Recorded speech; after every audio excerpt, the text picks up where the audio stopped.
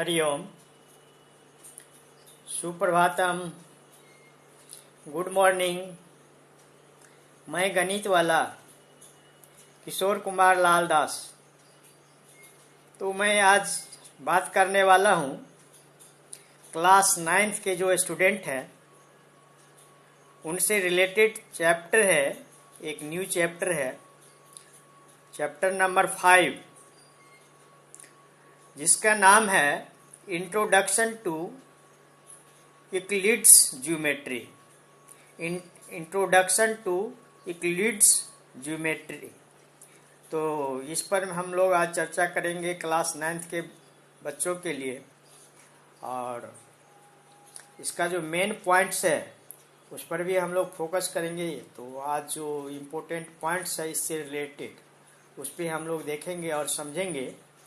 तो जिसमें main points है आज का, वो आपका जियोमेट्री वर्ड लिया कहाँ से गया है। तो जियो वर्ड्स जो लिया गया है geometry, that is the word geometry comes from the Greek words Jio, Greek word taken from Jio, from Greek words, and that means earth. So geo means the earth, and metri, second part is metri, metrian. So metrian means to measure. It is also taken from the Greek words metrian, and that means to measure. Then whole the things geometry means the measure of the earth, the measuring of the earth. That is in the old concept, but nowadays it's too much broad sense. It can explain the too much large areas. Suppose you have any figure in a plane or different shapes, all the pictures that all conclude by the geometry. Their starting is points and line segment, line, ray and other pictures. So this is the broad explanation at the modern time of geometry. In this sense, there are three Greek mathematician. Role is the most important. One is Thales, and Thales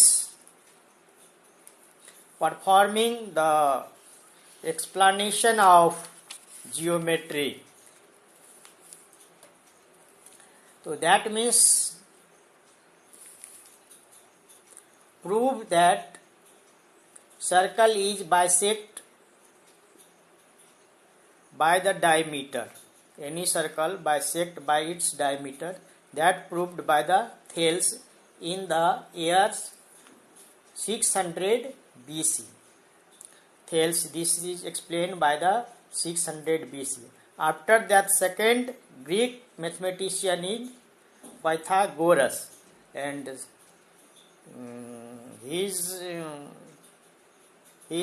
study and explain the things, and born on the year about 572 BC.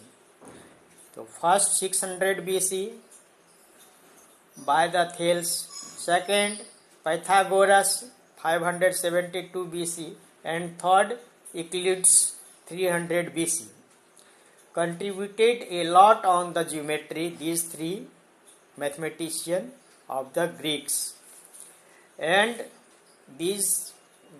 they are work in different field in geometry. So Pythagoras explained the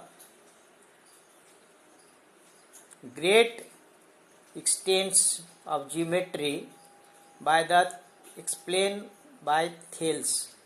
After that, Euclides introduced the method of proving mathematical results, and Euclides introduced the method of proving mathematical result using logical evidence. By logical evidence proved the mathematical results by the Euclides and Pythagoras developed the geometric concept in particularly in the right triangle hypotenuse square equal to base square plus perpendicular square. And three Indian also work in the mathematics, and they are very renowned person in the ancient time. They are Aryabhatta, born AD 476, and second is Brahmaputra, born 598 AD.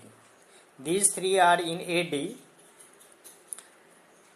And third is Bhaskara II. Bhaskara II, born 1114 AD. 1114 AD.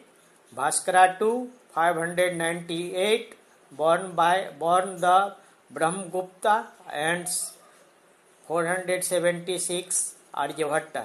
These are also work in different field in mathematics. So these main points we explained today, and let us see how can these introduction of the chapters, the basic knowledge for the students and concept of the Euclid's mathematical roles. So let us go and see the other things related to Euclid's and other mathematician in the field of geometry. Hello, देखिए फिर यहाँ chapter 5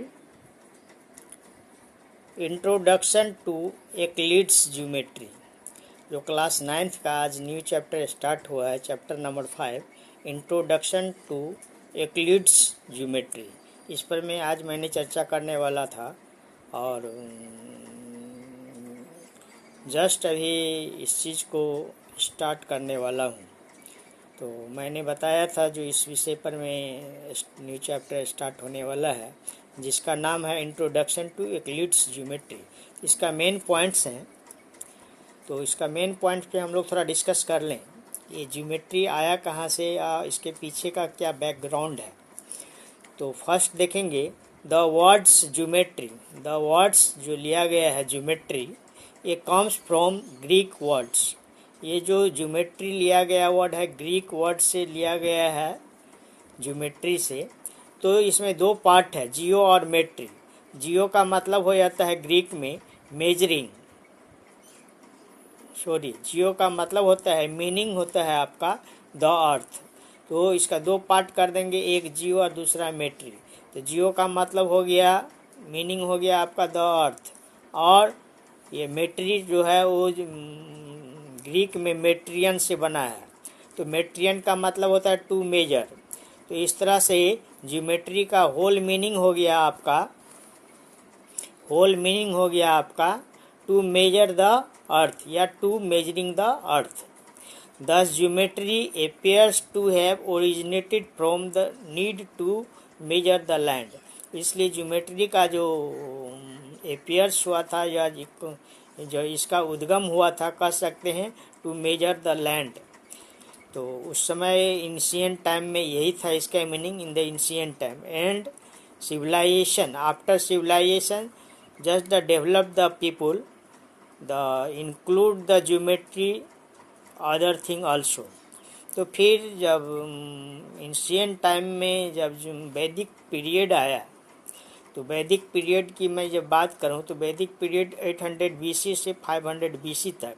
तो उस समय geometry का role क्या था, तो कंस्ट्रक्शन ऑफ बेदीस बनाने के यूज में इसका उपयोग करने लगा। कंस्ट्रक्शन ऑफ बेदीस बनाने में, जिसको अल्तार्स बोलते थे, अल्तार्स जिसको बेदीस बोलते थे। एक बेदीज बनता है एक शेप में, जिस पर में हवन कुंड वगैरह ये सब का शेप रहता है लग करके। वहाँ पर ये जो उच्चारण होता है वेदों का, या फिर वहाँ पर जो आहुति पड़ता है वेदों का, तो उसका शेप जो होता है बेदीस का, उसके कंस्ट्रक्शन में यूज होने लगा आपका ज्योमेट्री का, जो उस समय 500 से 800 BC के बीच में। तो ये तो इसका शुरुआती दौर में ही हुआ, वैदिक पीरियड में 800 BC से 500 BC तक। तो ये बेदीज बनाने में इसका रोल होने लगा, जो स्क्वायर शेप में, सर्कुलर शेप में और फिर रेक्टेंगुलर शेप में। तो ये performing right square and circle बनाने में ये परफॉर्म करने लगा। लेकिन जैसे जैसे थोड़ी सिविलाइजेशन बढ़ते गया, इसका जैसे जैसे आदमी का ज्ञान का विस्तार होते गया, उस तरह से फिर इसमें ज्योमेट्री में भी इंक्लूड होते गया। Later usages in rectangle, triangle, trapezium and other shape and size of the figures. तो बहुत सारे फिगर का शेप, साइज और उसका बारे में डिटेल्स में इंफॉर्मेशन आपका ज्योमेट्री में इंक्लूड होने लगा।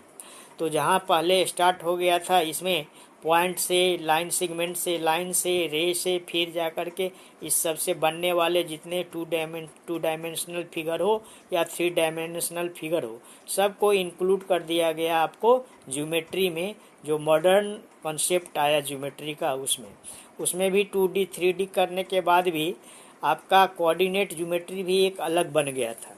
तो ये सारे चीज़ मॉडर्न टाइम में ज्योमेट्री का इनलार्ज हुआ, इसका फील्ड में जो डेवलपमेंट हुआ।